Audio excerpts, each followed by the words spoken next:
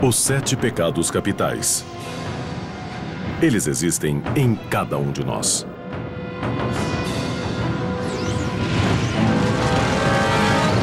Esses pecados são fatais. Eles têm um efeito gravemente destruidor na vida espiritual de uma pessoa. Luxúria, inveja, gula, preguiça, avareza, ira e soberba. De acordo com a teologia cristã, pecar é simplesmente pensar nesses pecados capitais. A Bíblia diz que o resultado do pecado é a morte. Cada um desses pecados tem uma história secreta revelando como eles se tornaram capitais. Os 7 pecados capitais tiveram um enorme impacto na história, na sociedade e em nossas almas. Você não pode transgredir a lei moral de Deus sem que alguém pague um preço terrível por isso. E o mais perigoso desses pecados é a soberba.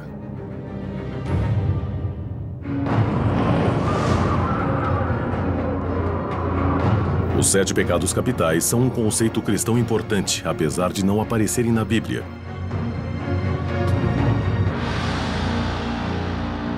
Eles apareceram primeiro em monastérios espalhados nos desertos do Egito mais de 3 séculos depois da morte de Jesus. Em aproximadamente 375 d.C., um monge cristão chamado Evagrius Ponticus deixou a cidade pecaminosa de Constantinopla para entrar para um monastério. Lá, ele começou a catalogar as tentações que seduziam os homens para o inferno, criando uma lista das mais perigosas. Evagrius acreditava que existiam 8 terríveis tentações da alma. E a soberba era uma das mais fatais. Evagrius dizia que a soberba corrompia tudo em que tocava. Ele a chamava de tumor da alma cheio de pus, já que amadurece e se rompe, criando uma confusão repugnante.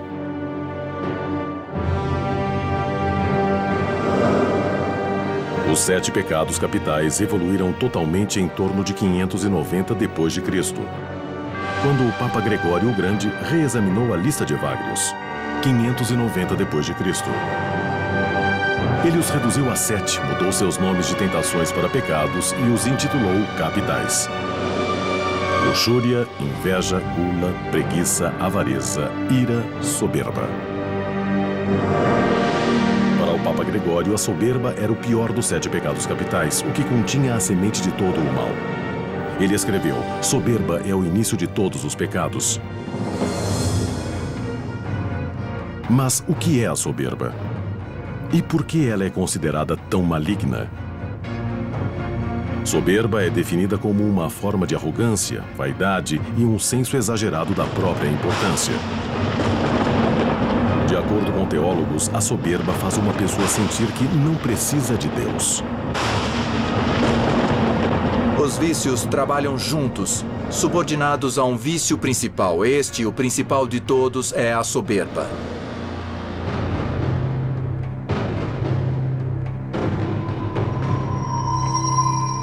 A tradição cristã diz que a soberba vem de antes do Jardim do Éden e da concepção do homem. Ela manchou o tecido da criação do início dos tempos até o nascimento do próprio diabo.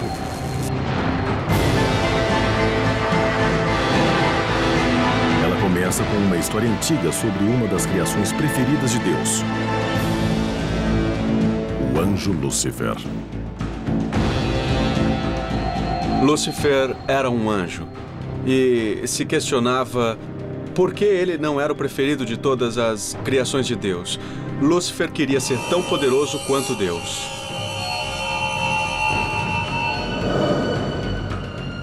Judaísmo, cristianismo e islamismo contam lendas diferentes, mas similares, sobre a queda cataclísmica de Lúcifer das graças de Deus.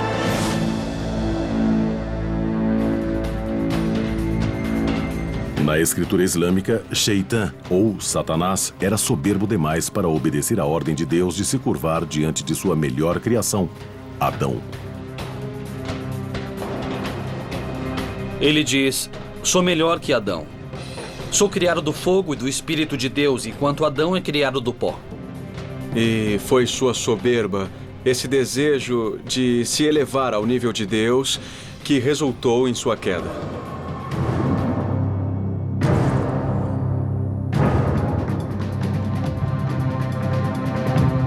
Tomado pela soberba, o rebelde Satanás lidera uma insurgência contra Deus.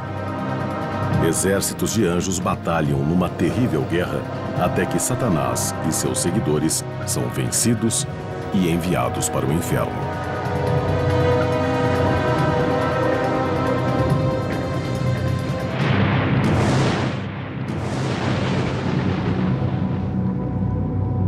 Derrotado, a criatura mais amada por Deus, Lúcifer, cai dos céus e se torna a encarnação do mal, Satanás. Essa é uma das histórias religiosas mais fortes, só que não está na Bíblia. A queda de Satanás vem de lendas antigas reunidas entre a criação do Velho e do Novo Testamentos. Apesar de não estar na Bíblia, a história é uma parábola poderosa sobre a destruição causada pela soberba. Os anjos não caem pela luxúria, pela avareza ou pela preguiça. Eles caem pela soberba. É ela que pode separar com mais eficiência os mais sagrados de Deus. Quanto a isso, nós temos uma condição parecida com a do anjo caído. Porque ele é um anjo que também foi afastado de Deus. A rebelião de Satanás continuou quando ele prometeu envenenar a maior criação de Deus, o homem. Satanás deixou seu trono infernal para seduzir os novos habitantes da terra, Adão e Eva. A mesma soberba que causou a ruína de Satanás agora o beneficiaria em sua busca obscura. Lá, no Jardim do Éden, sua tentação provoca a queda do homem através do pecado original da soberba.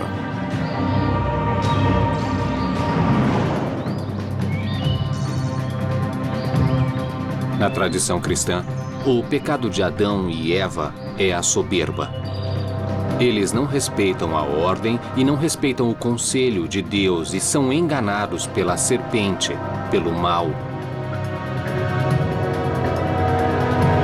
Disfarçado de serpente, o mal encoraja Adão e Eva a comerem o fruto proibido da árvore do conhecimento do bem e do mal. Apesar de todos os avisos de Deus, Adão e Eva agem mal. Ao invés de adquirirem a sabedoria divina, o fruto traz um mundo amargo, cheio de vergonha e lamento, expõe sua inocência nua e destrói o paraíso. Satanás não trouxe o pecado ao mundo. Ele trouxe a tentação, que se espalhou. Ela não pôde ser contida. É como um câncer. Há uma metástase em todas as áreas da vida.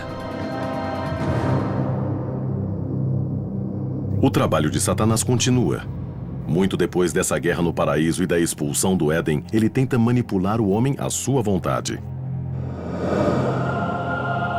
A Bíblia sugere que Deus criou os seres humanos com livre-arbítrio.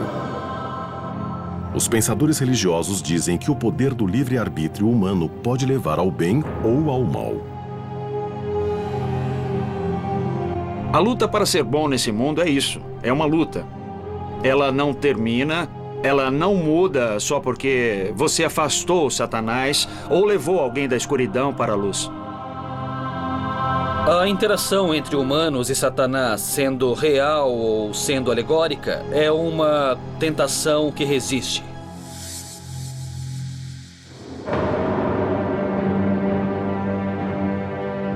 Em toda a história, até o mais devoto dos homens pode ser seduzido para o pecado. Quando o monge cristão Evagrius Ponticus criou sua lista, havia 8 pensamentos malignos. E a base deles era a soberba. A soberba, inicialmente, era tão grande e tão importante que era contada em dobro como se fossem 2 pecados. Evagrius a separava em dois vícios diferentes: vaidade e soberba. Os dois mais perigosos eram os pecados da vaidade e da soberba. Vaidade é uma forma de egocentrismo. Na vaidade, o que uma pessoa faz é usar outras pessoas como forma de valorizar seu próprio ego. Eu preciso de você só porque você diz o quanto sou maravilhoso. Evagrius acreditava que a vaidade interferia na santidade. E escreveu: a oração de quem ama a popularidade não alcançará Deus. Enquanto o vaidoso se preocupa com a opinião dos outros, o soberbo se concentra somente em si próprio. Soberba é o pecado da autossuficiência, onde não há necessidade de Deus. Quando se questiona o lugar de Deus e se pressupõe que, de certa forma, temos uma posição mais elevada que a que nos cabe, isso é soberba. Em 590 d.C., o Papa Gregório o Grande deu novos ares às 8 tentações de Evagrius. Ele acreditava que o número 7 tinha um significado divino. O 7 era tradicionalmente visto como um número sagrado poderoso. Na antiguidade acreditava-se que havia uma ordem divina de 7 coisas que correspondiam de certa forma à ordem dos céus do que era visto como os 7 grandes planetas. O Papa Gregório combinou os dois vícios em um único pecado capital: soberba. Jerusalém. A soberba é considerada um pecado terrível em outras culturas além da tradição judaico-cristã. No Mediterrâneo, as grandes cidades de Atenas e Roma também condenaram a soberba. No mundo greco-romano, dizia-se que talvez a soberba fosse o pecado essencial. Os antigos gregos se referiam a esse pecado essencial como ubris. As rochas do Estreito de Gibraltar eram chamadas de ubris pelos antigos gregos. Se você passasse por elas, isso era considerado ubris, porque os deuses pegariam você não devia ir lá. Foi daí que veio a ubris. Ubris é a ideia de que eu sou o Deus da minha vida. Os gregos usavam contos sobre a soberba para falar às pessoas sobre os perigos do pecado, explicando como ele podia levar uma pessoa à ruína. Há Ícaro, que achou que pudesse voar com asas de cera. E Aracne, uma tecelã habilidosa que foi transformada em aranha depois de ousar desafiar uma deusa numa disputa de tapeçarias. O mundo greco-romano insistia que o pecado da soberba fazia uma pessoa desafiar os deuses e a punição era sempre terrível. O mundo cristão criou sua própria punição para a soberba. Ela se chama inferno.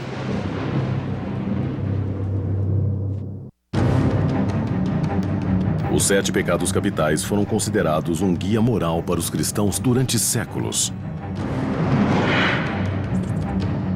Desde a antiguidade, o pecado da soberba era chamado de esmagador de almas, destruidor dos homens, insulto a Deus e uma praga da sociedade.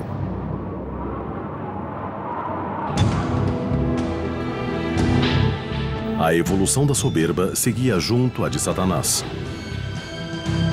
Acreditava-se que ele e seu exército de demônios eram anjos caídos.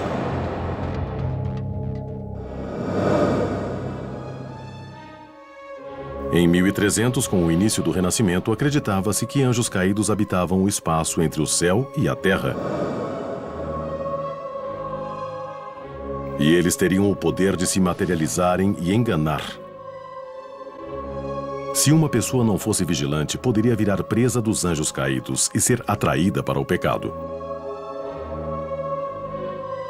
Anjos caídos podiam criar um corpo que era apenas uma ilusão visual. Nas pinturas renascentistas, nas pinturas medievais, sempre temos um elemento no corpo do diabo que trai a natureza. Os chifres em sua cabeça, ou os pés de ganso, são para enfatizar que esse ser é uma criatura que vai contra a natureza. Dizia-se que os anjos caídos gostavam especialmente de usar a soberba como tentação, cegando os pecadores para que não pudessem ver ninguém além deles mesmos. Em torno de 1320, a noção de inferno recebeu uma imagem humana do escritor italiano Dante Alighieri, a Divina Comédia. Na Divina Comédia de Dante, o poeta romano Virgílio o acompanha pelos 3 reinos: Inferno, Purgatório e Paraíso. Virgílio é considerado a representação da razão humana e Dante simboliza a humanidade. É no Purgatório que Dante ilustra mais nitidamente as punições para os pecadores. Dante expõe tudo e tenta criar um purgatório como um lugar, e isso fica na imaginação popular. Os pecadores soberbos andam no Monte Purgatório com um enorme peso de rochas nas costas. Por terem passado a vida olhando os outros de cima, eles não podem se erguer até que percebam o peso de seu pecado. A visão de Dante da soberba veio direto da doutrina ensinada pela Igreja.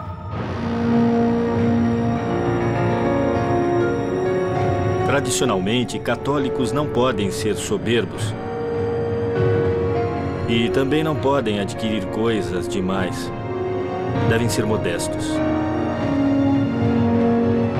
Mas no século XVI, boa parte da Igreja Católica tinha caído no pecado da soberba. Em 1500, o Papa Leão X era um dos homens mais ricos da Europa. Ele comandava grandes levantamentos de fundos para sustentar o Vaticano e seu estilo de vida. Em 1512, um monge alemão chamado Martim Lutero se rebelou contra o sistema soberbo e pecador do Papa Leão. Ele escreveu críticas incisivas contra o Papa e o Vaticano, acabando por se afastar da Igreja Católica Romana. A reforma protestante que veio disso mudou o cristianismo para sempre. O protestantismo veio de um protesto. E isso não é nada católico. Os presbiterianos, os luteranos, os batistas, os anglicanos ou os episcopais, todos são considerados protestantes. Mas em torno das novas seitas protestantes que vieram depois da Reforma, um grupo surgiu com uma devoção única para lutar contra a soberba. Eles se chamavam Anabatistas. Os grupos anabatistas se desenvolveram em vários lugares da Europa. O primeiro deles foi a Irmandade Suíça, de 1525, e alguns anos depois, os Menonitas se desenvolveram nas regiões da Holanda. Alguns grupos ainda existem hoje. Os Menonitas, os Uteritas e os Amish permanecem intocados desde o século XVI. Os Menonitas iniciaram uma nova tradição de colocar a soberba como o pecado mais perigoso, valorizando a humildade mais que qualquer outra qualidade. Os Amish levaram essa filosofia ainda mais longe, formando toda uma cultura dedicada a censurar a soberba em todas as suas formas. Os Amish veem a soberba como um pecado muito grave. E esse é um dos grandes motivos deles tentarem tanto parecer simples. A cultura Amish nasceu em 1693, quando os Menonitas receberam um novo membro chamado Jacob Oman. Jacob Oman tinha 30 anos quando se tornou parte da liderança da Igreja Menonita. Oman era um pastor poderoso e carismático que insistia que os pecadores deviam ser afastados da comunidade religiosa.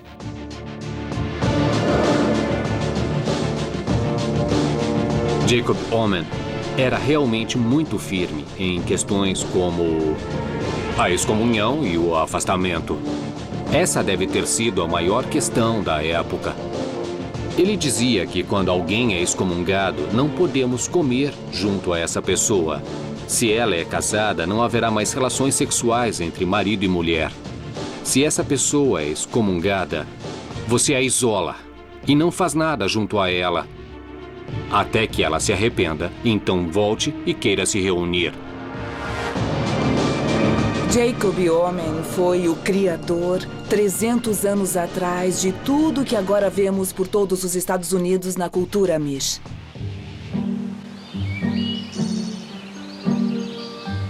Hoje, os Amish se mantêm distantes da cultura em voga.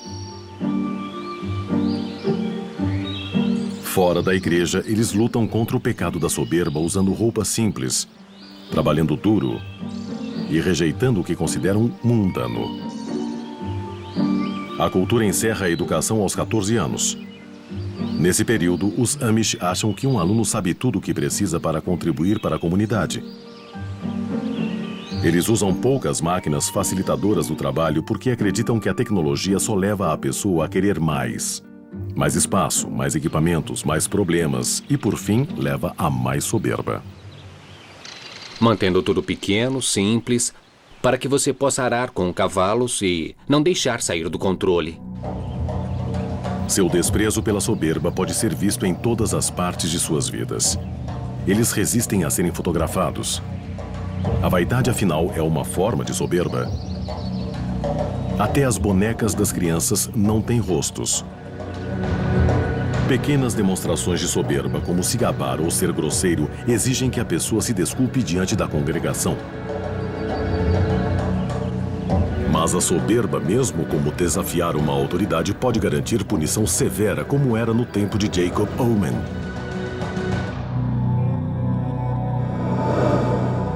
Um ato de soberba seria agir de modo a mudar uma coisa que você sabe que é contra as regras da igreja. Seria, por exemplo, um homem dizer que não vai mais ordenhar as vacas à mão. Ele vai comprar uma máquina, independente do que a igreja diz. Para um pecador desses, a punição pode ser a excomunhão, essencialmente entregando o membro a Satanás e depois o afastando.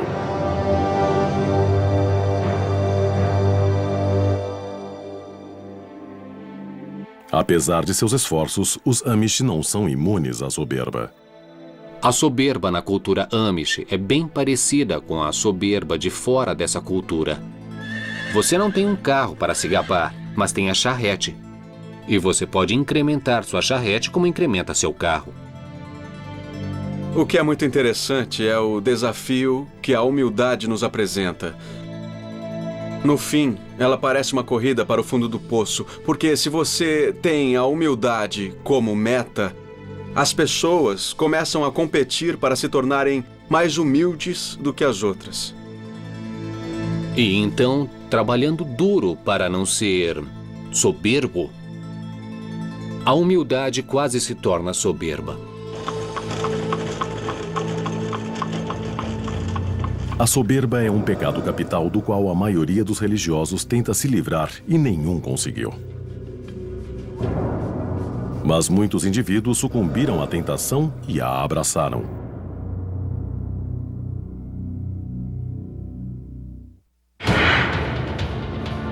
Os 7 pecados capitais são uma tradição com séculos de existência que dita o mal que tenta a alma humana. E a soberba sempre foi considerada o pecado principal. Para o bem e para o mal, a soberba alimenta o motor da história. Ela inspira e corrói geralmente ao mesmo tempo. Um bom exemplo é o do imperador que se coroou porque achava que ninguém mais merecia. Em 1799, Napoleão Bonaparte foi um general talentoso cujo sucesso atordoante levou sua soberba insaciável além de qualquer controle. O Quando a França se tornou pequena demais para conter sua ambição, ele quis conquistar a Europa, colocando a maior parte do continente sob seu controle e seus parentes nos tronos europeus.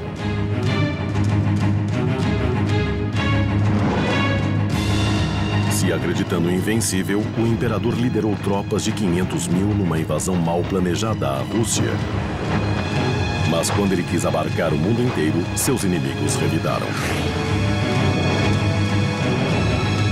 Napoleão foi forçado a abdicar e foi exilado na ilha de Elba em 1814. Ele escapou, reconstruiu seu exército, mas foi destruído em Waterloo em 1815. Ele morreu no exílio na ilha de Santa Helena.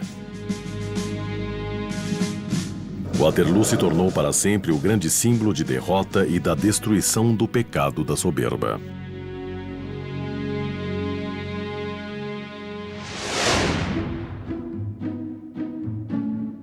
Por volta de 1850, a soberba evoluiu se tornando uma virtude, não um vício.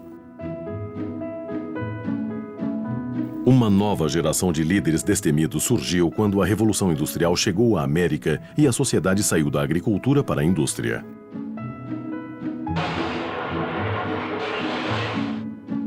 As cidades se encheram de centenas de siderúrgicas, portos de carga e ferrovias. Essa era de oportunidade também transformou homens modestos em magnatas. Podemos pensar em Andrew Mellon, Andrew Carnegie, Cornelius Vanderbilt. Os barões ladrões eram, de certa forma, brilhantes homens de negócio que tiraram vantagem dessa nova mudança e acabaram ganhando muito dinheiro nisso. Eles foram homens que ficaram muito ricos, incrivelmente ricos, algumas vezes rápido demais. Um dos barões ladrões mais famosos foi William Randolph Hearst, que fez milhões com seu império editorial. Hearst se entregou à soberba quando construiu o Castelo Hearst de 8.300 metros quadrados na sua propriedade de mais de 16 mil hectares na Califórnia. Durante uma vida muito abastada, ele teve propriedades pelo mundo todo. Um homem que essencialmente tinha de tudo. Esses estilos de vida abastados não fugiam às críticas, forçando Hearst e seus iguais a encontrarem um modo de justificar seus pecados. Muitos abriram fundações de caridade, se transformando de barões ladrões em mecenas. Veja, por exemplo, a Fundação Ford. Para continuar mantendo tamanha riqueza material e a aprovação pública, você precisa fazer alguma coisa para ajudar a sociedade. Precisa mostrar que não se considera uma pessoa superior. Você só é melhor nos negócios. Então, a melhor maneira de conseguir isso era fazendo caridade e jogando milhões e milhões de dólares nela. E aqui encontramos o paradoxo da soberba. Se fizermos uma boa ação para proteger nossa reputação, isso significa não cometer um pecado? Então, se eu doar uma grande quantia em dinheiro para ser visto, isto é uma expressão de soberba. E o seu Pai do céu, como disse Jesus, não precisa lhe dar nenhum tipo de compensação, porque você já tem aquilo que você queria. Visibilidade pública, reconhecimento público, não mais que isso. A soberba pode ser ilusória. Algo que parece caridade pode ser uma atitude de arrogância. Como o mal pode mudar sua forma, a soberba pode se mascarar em algo benigno. Enquanto ser arrogante é facilmente definido como pecado, há um outro tipo de soberba que geralmente é confundido com uma força positiva. Nossa ascendência, nossa educação, nossa religião, nosso bairro, nosso país. Temos orgulho de todas essas coisas. O orgulho, invariavelmente, envolve uma comparação entre você e a outra pessoa ou você e outro grupo de pessoas.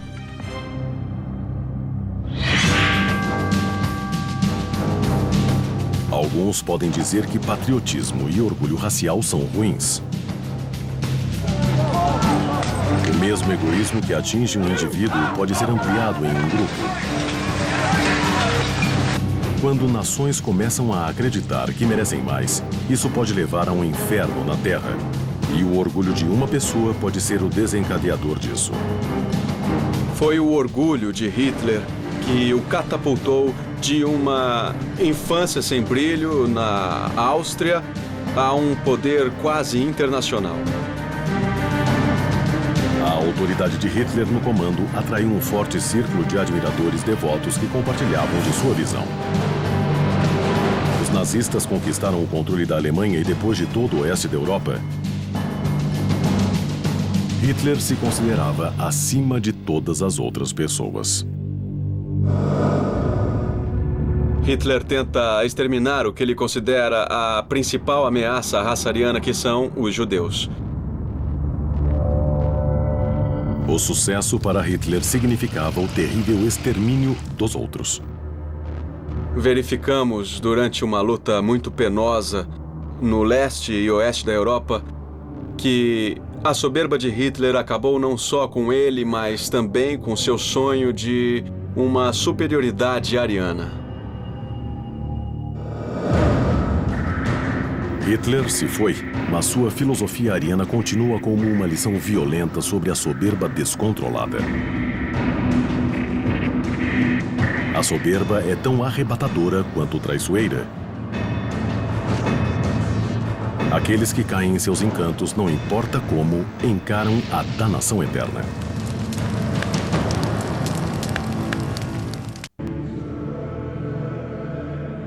O Papa Gregório o Grande foi o primeiro a intitular a luxúria, a inveja, a gula, a preguiça, a avareza, a ira e a soberba de 7 pecados capitais.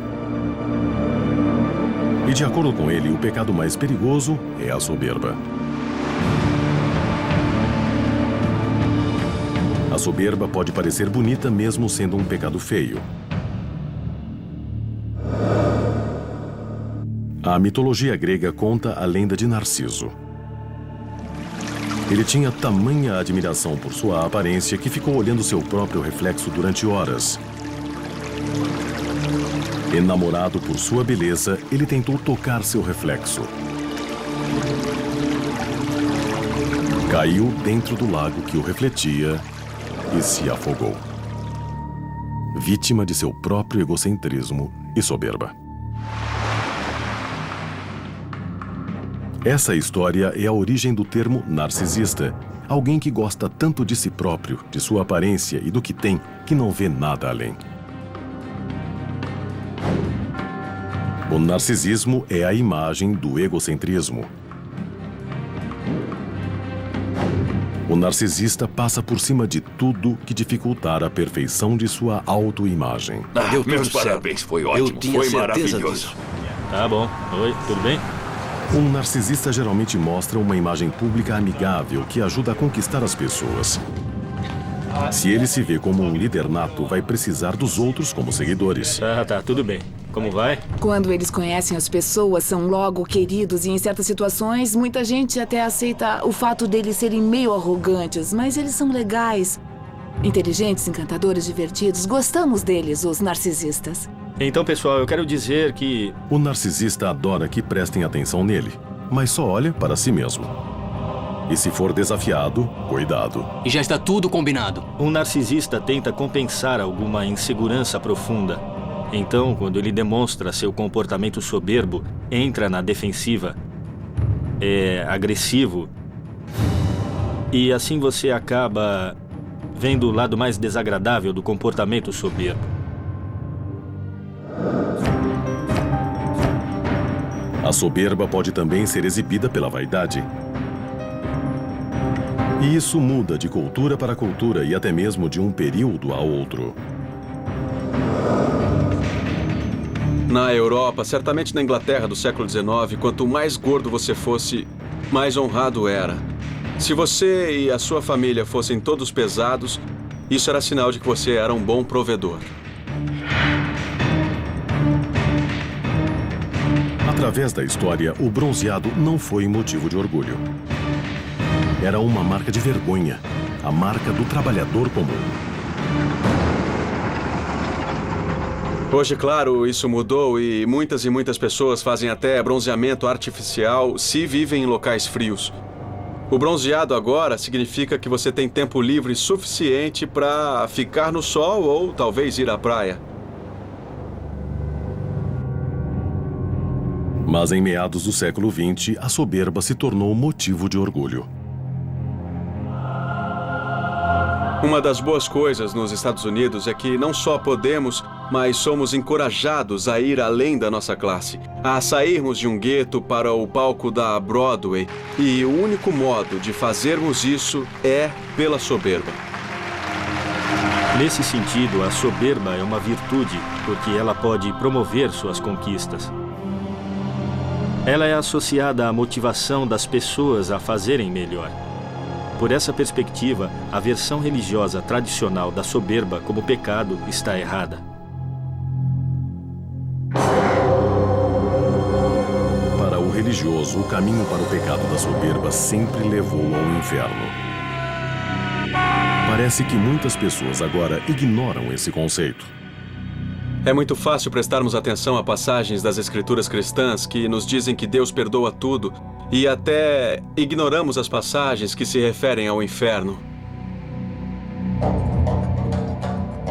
Durante séculos, as almas humanas foram vistas como prêmios na batalha eterna entre os anjos sagrados do céu e os demônios que serviam ao mal. Agora, essa imagem parece um pouco envelhecida com o tempo. Hoje, na verdade, nós enfatizamos menos a influência angélica do nosso lado e mais o nosso livre-arbítrio. No livro de João, a Bíblia define o pecado como a falta de regras. Mas numa sociedade em que a filosofia principal é se você se sente bem, faça, e que a soberba é positiva, não há espaço para se considerar a soberba um pecado. Ou talvez, celebrando a soberba, tenhamos apagado a ideia de pecado totalmente. Gregório o Grande acreditava, como muitos teólogos cristãos depois dele, que cada um dos 7 pecados pode ser reduzido à soberba.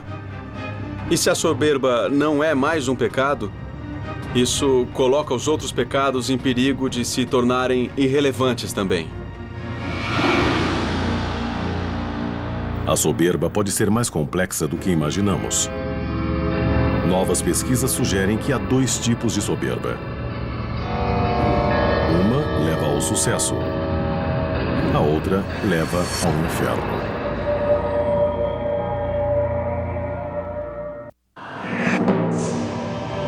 Os 7 pecados capitais foram o guia moral do cristianismo durante séculos. Uma lista de pensamentos e atos que, quando praticados, levam ao inferno. E a soberba sempre foi considerada o mais perigoso dos pecados. A psicóloga Jessica Tracy descobriu que o pecado da soberba tem 2 faces. Se pensarmos na soberba, acho que a maioria de nós, a maioria dos americanos, pensa nela como orgulho. O orgulho é algo que buscamos, e isso podemos chamar de soberba autêntica. Essa soberba autêntica é associada a sentimentos positivos como produtividade, confiança e realizações. O que chamamos de soberba é a ubris. A soberba associada à ideia do pecado capital é a arrogância, o egocentrismo e a presunção. Um tipo de soberba vem da retidão. O outro é um demônio da ilusão. E às vezes não sabemos dizer qual é qual. Tá bom. Oi, tudo bem? Essas dimensões são consideradas crônicas. Algumas pessoas tendem a vivenciar a soberba autêntica. Outras pessoas tendem a vivenciar a soberba ubrística e são pessoas diferentes.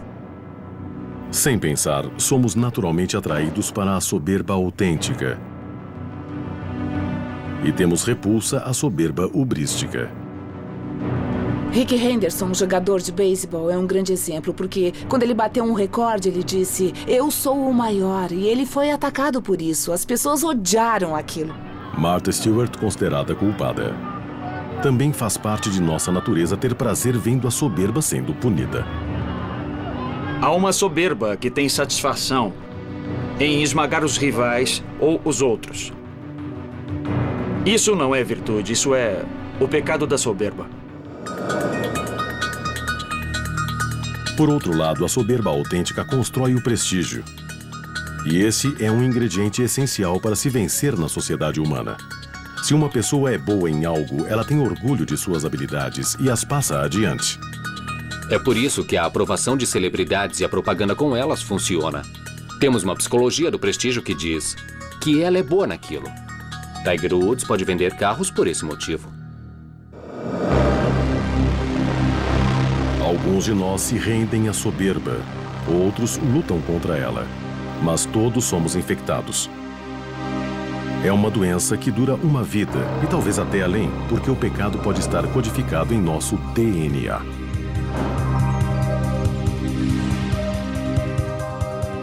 Na Universidade de Yale, Laurie Santos usa primatas para explorar as origens evolucionárias do comportamento humano. Ela descobriu que macacos prego exibem um comportamento muito parecido com o da soberba humana. Economistas estudaram a tendência irracional das pessoas à supervalorização de uma coisa que tem, simplesmente porque tem. Os cientistas chamam de efeito da dotação. Psicólogos formaram a hipótese de que um dos motivos do efeito da dotação é porque os objetos que você tem levam a alguma qualidade sua. Você tem uma sensação de soberba com aquele sofá velho e usado ou com a casa que tem? Por nos valorizarmos muito, nossa mais-valia esbarra nas coisas que temos.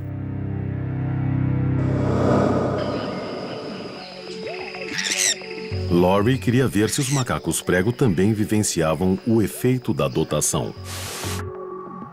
Na mesma quantidade, um macaco preferiria o cereal que ele já tem ao invés da maçã que pode conseguir facilmente? Porque as comidas são equivalentes, você espera que os macacos queiram metade dos cereais e metade da maçã, mas acontece que eles não escolhem isso. Na verdade, quando os macacos são donos do cereal, eles tratam o cereal como alguma coisa valiosa.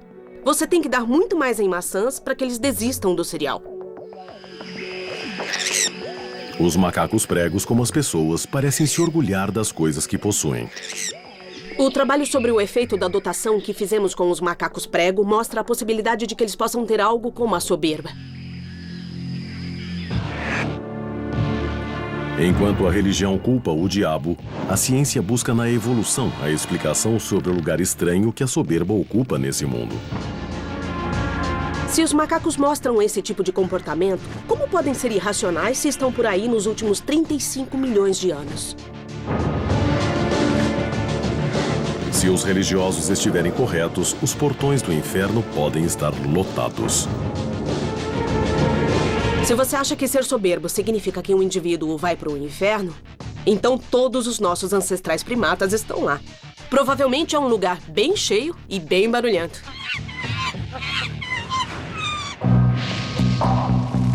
Sendo os portões do inferno feitos só para humanos ou não, é difícil ver o pecado da soberba como um ingresso para lá. A natureza da soberba é mais complicada que isso. Se a soberba indica simplesmente a posse de uma coisa, posse de um recurso, comida, território, posse de um bom conjunto de genes que torna alguém um parceiro desejável, posse de um lugar na sociedade, então claramente a soberba não é só benéfica, ela é absolutamente necessária.